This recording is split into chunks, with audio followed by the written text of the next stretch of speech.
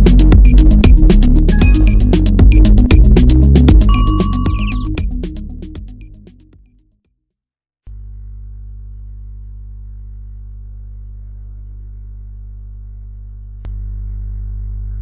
Morning મિત્રો. તો આજનો આપણો ટોપિક છે શેરિંગ બ્રિજ. અગાઉ આજે આપણા કેપેસિટર શોધવા માટેનો લાસ્ટ બ્રિજ છે. તો અગાઉ આપણે 3 બ્રિજનો અભ્યાસ કર્યો. 2 હતા જે ઇન્ડક્ટન્સ બ્રિજ હતા, જેને આપણે મેક્સવેલ બ્રિજ અને એન્ડરસન બ્રિજ કહેતા હતા, અને આ છે કેપેસિટન્સ બ્રિજ. મતલબ કે અહીંયા આપણે કેપેસિટરની વેલ્યુ શોધી શકીએ છીએ, કેપેસિટન્સની વેલ્યુ શોધી શકીએ છીએ, જે છે ડી બ્રિજ જે આપણે અગાઉ જોયો અગાઉના વિડીયોની અંદર. અને હવે છે શેરિંગ બ્રિજ. ઓકે, તો એ શેરિંગ બ્રિજનો આપણે અહીંયા અભ્યાસ કરીએ. તો અહીંયા આકૃતિ ઉપર તમે જોઈ શકશો. તો આપણે અહીંયા કેપેસિટરની વેલ્યુ શોધવાની છે, અને સાથે સાથે એની સાથે જોડાયેલા અવરોધની પણ આપણે અહીંયા વેલ્યુ શોધશું. તો આકૃતિ જે સિમ્પલ આપણે બ્રિજ લેતા એ જ બ્રિજ અહીંયા દર્શાવે છે. જેમ કે આપણી પાસે બ્રિજ છે કોઈ એક, અને એ બ્રિજના ચાર આપણને બાજુઓ આપેલી છે, જે છે એ બી સી અને ડી. ઓકે, 4 બાજુ છે એ બી બી સી સી ડી અને ડી આપણને 4 બાજુ આપી છે, જેમાં એ બી બાજુ ઉપર I1 પ્રવાહનું વહન થાય છે, અને આપણે જોડ્યા છે C1 કેપેસિટર અને R1 અવરોધ શ્રેણીમાં જોડેલા છે. ઓકે, જે બીસી બાજુ છે ત્યાં I3 પ્રવાહનું વહન થાય છે, અને ત્યાં આપણે R3 અવરોધ જોડેલો છે. C થી D જે દર્શાવે છે ત્યાં I4 પ્રવાહનું વહન થાય છે, અને ત્યાં C4 કેપેસિટર અને તેને પેરેલલની અંદર અહીંયા સમાંતર જોડાણ છે અવરોધ R4 ને જોડેલો છે. અને AD અથવા DA બાજુ જે દર્શાવે છે ત્યાં આપણને I2 પ્રવાહનું વહન થશે, અને C2 જેટલો આપણે એમ કહીએ કે ત્યાં કેપેસિટર જોડેલો છે. ઓકે, તો હવે અહીંયા આપણે જે કિંમત મેળવવાની છે આપણા પાસે જે છે અનનોન C1 અને R1. ઓકે, આ બે કિંમતો આપણે અહીંયા મેળવવાની છે. તો સૌપ્રથમ જોઈએ તો જ્યારે આપણે આ બેટરી અથવા એમ કે એસી સોર્સ છે, એસી સોર્સમાંથી આપણે પ્રવાહનું વહન કરાવીએ છીએ, તો અહીંયા I1 પ્રવાહ છે, અને એ બિંદુ પાસે એ પ્રવાહ બે ભાગમાં વહેંચી જશે. એક છે I1, બીજું છે I2. ઓકે, તો એ I1 પ્રવાહ એ C1 અને R1માં વહન થશે, અને પછી બી છેડા બાજુ હશે. તો બી છેડા બાજુથી પણ આપણે જોઈએ છીએ કે બે ભાગમાં અહીંયા વહેંચી જતા હોય છે.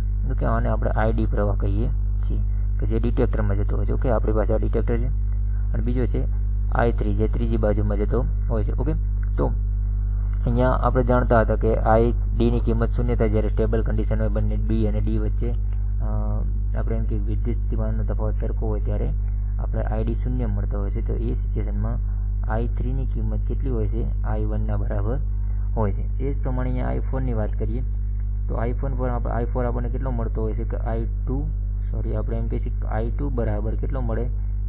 ID પ્લસ I4 જેટલો મળતો હોય છે. બરાબર, એટલી કિંમત ત્યાં આપણને મળતી હોય, કેમ કે અહીંયા પણ એ ID પ્રવાહ આ રીતે મળતો હોય છે, અને કેન્સલ આઉટ થતો હોય છે. તો હવે અગાઉ આપણે દરેક બ્રિજની અંદર જોયું હતું કે જ્યારે બ્રિજ એ પ્રવાહનું વહન કરીને જ્યારે બ્રિજ એ શું હોય? બેલેન્સ કન્ડિશનની અંદર હોય. બરાબર, તો આપણે એમ કહીએ કે જ્યારે bridge is in balance condition,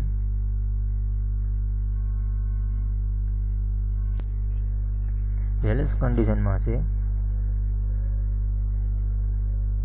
તો એ વખતે આપણે જાણીએ છીએ કે જે બી છેડો છે અને ડી છેડા વચ્ચે, એટલે કે જે ડિટેક્ટર આપણને બતાવે છે, એ ડિટેક્ટરની અંદર પ્રવાહનું વહન 0 બતાવે છે. મતલબ કે ડિટેક્ટરમાં શું બતાવે છે? ડિટેક્ટર આપણે જે કહીએ છીએ એ ડિટેક્ટર નલ બતાવશે. ઓકે, તો એ કન્ડિશન ક્યારે બનશે? આપણે અગાઉ જોયું હતું બધી જ વિડીયોમાં, આપણે એમની લેક્ચરમાં બધા માટે એક જ શરત આપણને આપેલી છે કે બી અને ડી વચ્ચે વિદ્યુત સ્થિતિમાનનો તફાવત સમાન હોય. બરાબર, તો ડિટેક્ટર નલ બતાવે. ક્યારે બતાવે છે? કે જ્યારે પોટેન્શિયલ ડિફરન્સ છે એ ઇક્વલ હોય કયા છેડા વચ્ચે? બી છેડા વચ્ચે અને ડી છેડા વચ્ચે. એટલે કે જ્યાં ડિટેક્ટર જોડ્યું છે એ છેડા વચ્ચે પોટેન્શિયલ ડિફરન્સ સમાન હોય તો આપણને ડિટેક્ટર નલ બતાવે છે. ઓકે, એ આપણે જોયું હતું. અને એ સિચ્યુએશનમાં જ્યારે નલ બતાવે છે ત્યારે આપણે કહેતા હતા કે Z1 બરાબર Z1 into Z4 is equal to આપણે લખતા હતા Z2 ઇન્ટુ આ Z3 છે, આ Z3 અને આ Z2 આપણે એ બંનેનો ગુણાકાર. એટલે કે એ કન્ડિશનની અંદર જ્યારે બેલેન્સ કન્ડિશનમાં સર બ્રિજ હશે ત્યારે આપણે લખી શકીએ છીએ કે Z1 into Z4 is equal to Z2 into Z3, આવું આપણે સમીકરણ લેતા. ઓકે, એનો જ ઉપયોગ કરીને આપણે આ શોધવાનું રહેશે. તો હવે આપણે Z1ની વાત કરીએ તો Z1 ઇમ્પિડન્સ જ્યાં છે ત્યાં આપણે કેપેસિટર C1 અને R1 બંને શ્રેણીમાં જોડાયેલા છે. તો હું Z1 શું લખી શકું તો કે Z1ની કિંમત આપણને મળે છે Z1 ઇઝ ઇક્વલ ટુ કેપેસિટરના આપણે લખીએ છીએ 1/j ઓમેગા C1 અને શ્રેણીમાં છે તો પ્લસ કોના સાથે R1 સાથે. ઓકે, આ રીતે આપણે Z1ની કિંમત દર્શાવી શકીએ છીએ. હવે Z2 જોઈએ તો Z2ની જગ્યાએ આપણે શું જોડે છે કેપેસિટર C2, તો એનું ડાયરેક્ટ લખી શકું છું 1/j ઓમેગા C2 તરીકે. ઓકે, અને Z3 જોઈએ તો Z3ની જગ્યાએ આપણે શું જોડી શકીએ છીએ, આપણે આગળ અવરોધ R3 છે તો એને હું ડાયરેક્ટલી R3 કહી શકું છું. ઓકે, અવરોધને આપણે ડાયરેક્ટલી ઇમ્પિડન્સની જગ્યાએ રાખી શકીએ છીએ, પરંતુ કેપેસિટરને તમારી એની વેલ્યુ 1/j ઓમેગા C પ્રમાણે આપણને મળતું હોય છે, અથવા માઇનસ J ઓમેગા C આપણે J અપોન ઓમેગા C તરીકે દર્શાવતા હોય છે. ઓકે, બંને ઇક્વલ છે અગાઉ મેં કીધું એ પ્રમાણે. અને Z4ની વાત કરીએ તો Z4 તમે દેખશો તો કેપેસિટર C4 અને અવરોધ R4નું શું છે સમાંતર જોડાણ દર્શાવ્યું છે. ઓકે, અહીંયા સમાંતર જોડાણ છે તો દેખજો હું બંનેના સમાંતર જોડાણની કિંમત દર્શાવું તો અવરોધનો હું લખીશ સમાંતર જોડાણ છે, આથી આપણે એક સોલ્યુશન અલગથી દર્શાવીએ જેથી ખ્યાલ આવે કે ધારો કે એમનો સમતુલ્ય ઇમ્પિડન્સ આપણે શોધવો હોય તો એને 1/Z4 કરતે એ રીતે લઈએ છીએ. બરાબર, કઈ રીતે ખ્યાલ છે ને, આપણે લેતા હતા કે 1/R બરાબર 1/R1 પ્લસ 1/R2, એટલે કે R1 અને R2 સમાંતર જોડેલા હોય તો એમનો સમતુલ્ય આપણે અવરોધ લેવો હોય તો 1/R તરીકે આપણને મળતો. પછી આપણે R બરાબર શું લખ્યા હતા R1 R2 upon R1 plus R2 એનું સાદુરૂપ આપીએ એટલે આપણને મળતું. ઓકે, તો અહીંયા જ પ્રોસેસ કરવાની. તો અહીંયા તમે દેખશો તો ડાયરેક્ટલી 1/Z4 બરાબર આપણને શું મળશે તો કે R4 છે તેને હું લખી નાખું 1/R4 અને પ્લસ કેપેસિટર જોડેલો છે તો કેપેસિટરને આપણે શું લખીએ છીએ કે 1 અને કેપેસિટરની કિંમત ઓલરેડી આપણે 1/j ઓમેગા C4 કહીએ છીએ. ઓકે, તો આ વ્યસ્તનો પણ વ્યાજ છે એટલે આપણે ઉપર લખી શકીએ છીએ તો આપણને મળશે 1/Z4 બરાબર 1/R4 plus J omega C4 તરીકે આપણને મળશે. ઓકે, માટે 1/Z4 બરાબર આપણે શું થઈ જશે 1 પ્લસ R4 ગુણી જાય તો R4 J omega C4 upon R4. Okay, તો Z4ની કિંમત આપણને શું મળશે તો Z4 બરાબર આપણે એનો વ્યસ્ત કરી દઈએ કે R4 ભાગ્યા 1 plus R4 J omega C4. Okay, આ વેલ્યુ આપણી Z4ની છે. તો Z4 બરાબર શું લખી નાખું હું R4 ભાગ્યા 1 plus R4 J omega C4. Okay, તો આ આપણને ચાર કિંમતો આપણે Z1 Z2 Z3 અને Z4ની મળે છે. તો હવે આપણે એનો ઉપયોગ કરી અને શું કરીએ આપણે સમીકરણ 1ની અંદર આપણે સબસ્ટિટ્યુટ કરી દઈએ ચારે કિંમતો. તો એ બંને કિંમત સબસ્ટિટ્યુટ કરતા Z1 ઇન્ટુ Z4 આપણને થશે. પહેલી કિંમત છે Z1 into Z4 is equal to Z2 into Z3. Okay, તો આપણા સમીકરણ છે Z1 Z4 is equal to Z2 Z3. Okay, તે કિંમતો આપણે સબસ્ટિટ્યુટ કરી દઈએ તો પ્રથમ કિંમત છે આપણી પાસે 1/j omega C1 plus R1 અને બીજી કિંમત છે R4 upon 1 plus R4 J omega C4 તરીકે. ઓકે, તો આપણે 1ની કિંમત મેળવીએ તો 1/j omega C1 plus R1 અને આ મળશે આપણને R4 upon 1 plus R4 J omega C4. Okay, Z2ની જે કિંમત આપણને મળે છે તો Z2 બરાબર શું છે કે 1/j ઓમેગા C2 કેમ કે ત્યાં કેપેસિટર છે અને Z3 આપણને મળે છે R3. ઓકે, તો આ રીતે આપણે કિંમત સબસ્ટિટ્યુટ કરી દઈએ. હવે સાદુરૂપ આપી દઈએ તો મતલબ કે J ઓમેગા C1 ને R1 સાથે ગુણી દઈએ તો મળશે આપણને 1 plus J omega C1 into R1. Okay, અંશમાં આટલી એક કિંમત મળશે અને છેદમાં મળશે આપણને J ઓમેગા C1.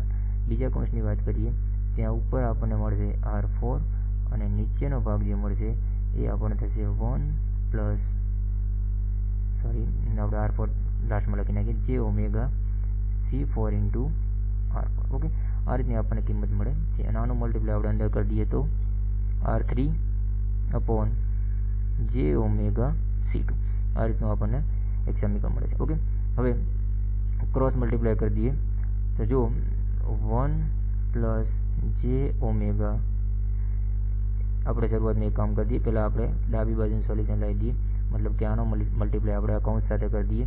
તો મલ્ટીપ્લાય કરશું તો પહેલાં મળશે આપણને R4 અને બીજા સાથે આપણે મલ્ટીપ્લાય કરશું તો પ્લસ જે omega C1 R1 into R4.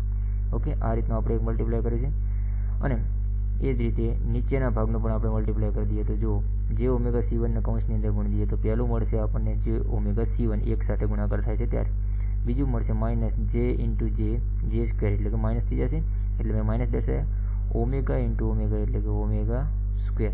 Okay, C1 C4 અને R4, C1 C4 R4. Okay, આવી એક કિંમત આપણને મળે છે is equal to R3 upon જે ઓમેગા C2. હવે આપણે ક્રોસ મલ્ટીપ્લાય કરી દઈએ, મતલબ કે જે ઓમેગા C2 ને આ કૌંસ સાથે અને મતલબ આની સાથે. ઓકે, તો જો કૌંસમાં લઈએ તો R4 પ્લસ જે omega C1 R1 R4 into કોનો ગુણાકાર કરશું આપણે જે ઓમેગા C2 સાથે. ઓકે, ઇઝ ઇક્વલ ટુ આપણે R3 સાથે ગુણાકાર કરીએ છીએ જે omega C1 minus omega square C1 C4 R4 સાથે. ઓકે, આની સાથે આપણે એનો મલ્ટીપ્લાય કરશું. હવે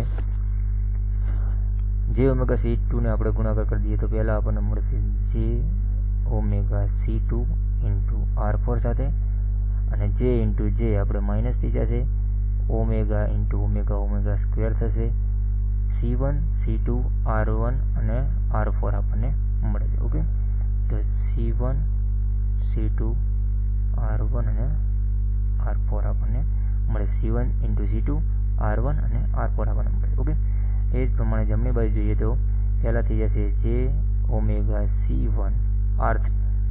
ઓકે, અને આ થશે minus omega square C1 C4 R4 into R3. ખ્યાલ આવ્યો? આપણે R3 ને અહીંયા અંદર મલ્ટીપ્લાય કરી દીધું છે. તો હવે અહીંયા દેખશો તો તમારા આગળ બે પાર્ટ છે, આપણા આગળ રિયલ પાર્ટ ને ઇમેજનરી પાર્ટ બે અલગ અલગ બને છે. જે ટર્મ્સ ગુણેલા છે એ આપણો ઇમેજનરી પાર્ટ છે અને જે સિવાયની કિંમત છે આપણો રિયલ પાર્ટ છે. તો આપણે બંનેને અલગ અલગ કરી દઈએ તો પહેલાં હું રિયલ પાર્ટ લખી નાખું. તો રિયલ પાર્ટ શું છે આપણી બાજુ minus omega square C1 C2 R1 R4 is equal to minus omega square C1 C4 R4 into R3. આવું આપણને એક સમીકરણ મળે છે. ઓકે, જે રિમૂવ થાય છે જેમ કે માઇનસ રિમૂવ થઈ જશે, ઓમેગા સ્ક્વેર રિમૂવ થઈ જશે, C1ની કિંમત પણ રિમૂવ થઈ જશે, ત્યારબાદ R4ની કિંમત પણ રિમૂવ થશે. તો મળ્યું આપણને C2 into R1 is equal to C4 into R3. Okay, તો આના ઉપરથી તમારે શોધવાનું શું છે R1. તો R1 આપણે જાણતા નથી, તો એ R1 બરાબર શું થઈ જશે C4 into R3 upon C2. Okay, એટલે બીજી આ રીતે પણ લખી શકીએ C4 by C2 into R3. તો આ રીતે તમને અનનોન જે અવરોધ R1 છે પ્રથમ બાજુમાં જોડેલો છે એ અનનોન અવરોધ R1 આપણે મેળવી શકીએ છીએ. હવે એ અનનોન કેપેસિટર મેળવવા માટે આપણે એ જે એમના ઇમેજનરી પાર્ટ છે આ બંને પાર્ટ આ રહે. ઓકે, તો આ બંને પાર્ટનો આપણે ઉપયોગ કરીશું, બંનેને સરખાઈએ. તો ઇમેજનરી પાર્ટ જોઈએ તો બંનેના તો આપણે કમ્પેરિઝન કરશું બંને ઇમેજનરી પાર્ટ માટે. તો દેખો ઇમેજનરી પાર્ટ છે પહેલું છે જે ઓમેગા C2 R4, જે omega C2 R4 is equal to જે ઓમેગા C1 R3, જે ઓમેગા C1 R3. ઓકે, આ રીતના આપણે એમના ઇમેજનરી પાર્ટ લગાવ્યા. તેમાં જે રિમૂવ થઈ જશે, સાથે સાથે ઓમેગા પણ રિમૂવ થઈ જશે, તો વધે જો C2 R4 is equal to C1 R3. Okay, અહીંયા આપણે શોધવાનું છે C1 માટે C1 ઇઝ ઇક્વલ ટુ તમને થશે R4 by R3 into C2. આ રીતે તમે કેપેસિટર C1 જે અનનોન કેપેસિટર C1 છે એની વેલ્યુ જાણી શકો છો. ઓકે, તો એ શેરિંગ બ્રિજની અંદર બાકીની કિંમતો એ નોન છે, આ બધી કિંમતો નોન છે, બરોબર. તો જોઈએ આપણે ફરી એકવાર. તો અહીંયા શું થશે કે આપણે માત્ર આ C1 અને R1 ની કિંમત શોધવાની છે. આ બધી જ કિંમતો જે દર્શાવી છે બધી જ નોન હશે, આપણે જાણતા હશું એવી કિંમતો. ઓકે, તો એની મદદથી આપણે આ રીતે શેરિંગ બ્રિજની મદદથી કેપેસિટન્સની અને અવરોધની આપણે કિંમત શોધી શકીએ છીએ. ઓકે, તો આ રીતે આપણે 4 બ્રિજ જોઈએ: Anderson bridge, Maxwell bridge, D shorty bridge અને શેરિંગ બ્રિજ. આમાં એન્ડરસન અને મેક્સવેલ જે દર્શાવે ઇન્ડક્ટન્સ માટે છે અને ડી શોર્ટી અને શેરિંગ બ્રિજ જે દર્શાવે છે એ આપણે કેપેસિટન્સ શોધવા માટે જુએ છે. ઓકે, તો આ રીતે બ્રિજનો ઉપયોગ કરીને આપણે ઇન્ડક્ટન્સ અથવા ઇન્ડક્ટરની એલની વેલ્યુ અને કેપેસિટન્સ સીની વેલ્યુ આપણે મેળવી શકતા હોઈએ છીએ. Okay, thank you.